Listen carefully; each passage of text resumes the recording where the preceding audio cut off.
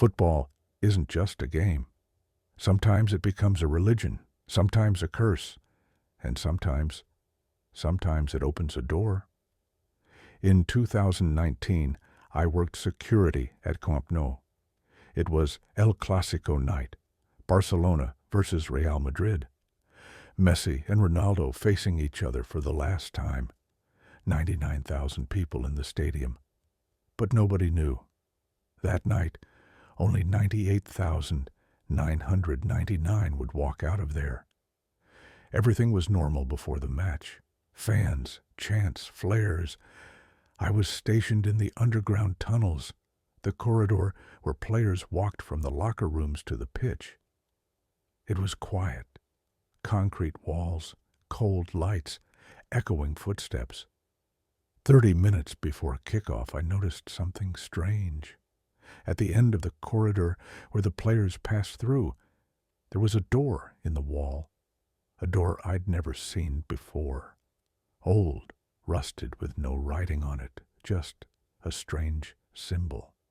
A circle with two figures inside, looking at each other, not with a football, but with something else. I approached. The door was slightly ajar. A sound was coming from inside, not cheering, deeper, rhythmic, almost like a hymn. I leaned in, listened. El más grande, siempre hay uno más grande, the greatest, there's always someone greater. The match started.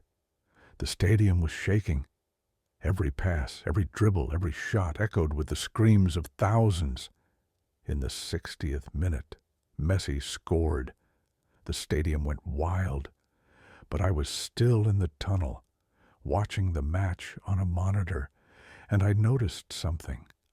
Ronaldo was changing with every goal, his facial expression, his body language. When he conceded, he smiled, but his eyes were looking somewhere else. Not at the camera, not at the stands, at the tunnel, at me. The match ended 2-2. 2 goals for Messi, 2 from Ronaldo. Perfect balance. When the players returned to the tunnel, everyone was tired, but not those two. Messi and Ronaldo were walking side by side, not talking, but there was something between them. A pulse, a vibration. As they passed me, they stopped. Both turned, looked at me. "Tonight," said Messi, his voice low and calm, "one will be chosen, and one will remain," Ronaldo added. Then they walked toward that door, the rusted door. They opened it together and went inside. The door closed and locked. I tried to open the door. It was locked. But sounds were coming from inside. Not footsteps, something heavier. Metal sounds, and that chanting again. El más grande, el más grande. I pulled out my radio. I was going to call for help, but static came through. Just static, and through that sound, a whisper. Witness. There was a small ventilation window next to the door. Old, dirty glass. Maybe I could see through there. I climbed up, wiped the glass. What I saw, inside was an arena, but not modern. Ancient, like Roman times.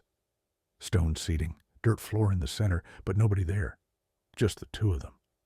Messi and Ronaldo stood in the center, but their jerseys had changed. Messi wore a faded old Barcelona jersey, but the fabric looked like human skin, veins, muscles, as if it were breathing like something alive. Ronaldo's Real Madrid jersey was dripping blood. Real blood. It was pooling on the ground. Between them wasn't a football. It was a human head. I couldn't recognize who it was, but it wasn't fresh. Eyes missing, jaw hanging, but the facial expression, it looked like it was screaming. "My turn," said Messi. His voice echoed, but his mouth didn't move. He took the head, placed it on the ground. Then he dribbled it with his foot. Left, right, turned. The head wasn't round, but Messi controlled it just like a ball. With every touch, the head made sounds, not groaning, words. Enough. No more. Please. Ronaldo just watched, arms crossed, without smiling. Messi finished the dribbling, then took a shot. The head flew up, spun, and disappeared, dissolved in the air like smoke. Ronaldo clapped, single, heavy claps. Not as good as you, said Ronaldo, but acceptable. Then he looked at the ground. A new head appeared, rising from the dirt as if emerging from the earth. Wet, muddy, eyes closed. Ronaldo picked it up. Ronaldo threw the head in the air, once, twice. Header's perfect control. With each hit, the head opened its eyes, with fear, with pain. This game, said Ronaldo, has been played for thousands of years. Every generation has two, Messi continued. Two equals, two bests, and both are never enough. Ronaldo cradled the head. His fingers entered the skull holes. Because in this game, Messi approached, more is always needed. More talent, more life, more soul. Ronaldo squeezed the head, pushed his fingers inside. The head started screaming, but the sound came from Ronaldo's mouth, as if he was extracting the soul inside. I fell from the window, hit the ground, lost my breath. I tried to get up, but my legs were shaking. The door opened. Messi came out, his jersey normal, sweaty, tired normal. Then Ronaldo, same way, normal. Both looked at me. You saw, said Messi. Not a question, a fact. Yes. And now what will you do? Ronaldo asked.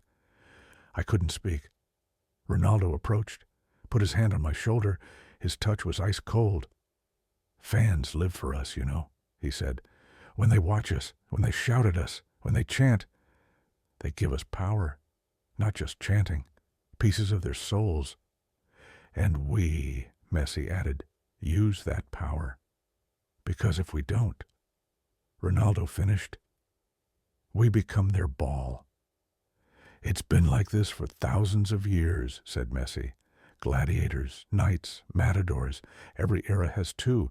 Competition feeds spirits. And every match, Ronaldo continued, someone pays. A fan, an admirer, someone too attached. Their soul is necessary for the game to continue. I looked into his eyes. They were empty, just darkness.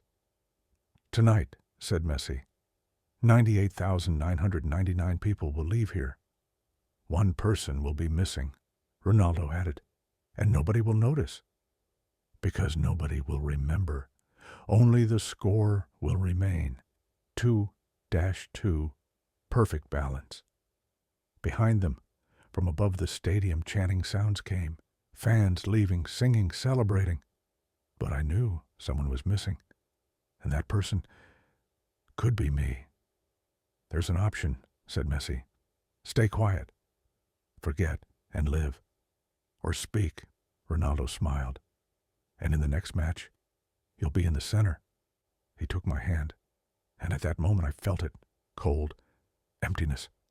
Thousands of voices passing through me, screams, names, faces, all missing, all forgotten, all part of the game. Decide, said Messi. He extended his hand. With us? Or with them? Ronaldo also extended his hand. Two hands, two paths. One was silence, the other truth.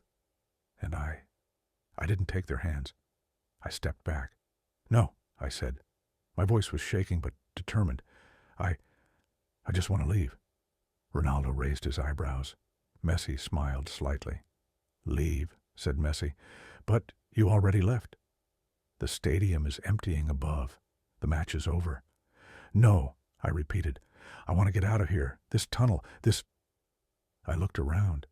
This nightmare. Ronaldo approached. His eyes didn't change, but there was something in his voice. Curiosity or disappointment. You don't exit nightmares, he said. You just change locations. He raised his hand. His fingers trembled. Then he snapped. Suddenly, I was upstairs, in the tunnel, the normal tunnel. The lights were on.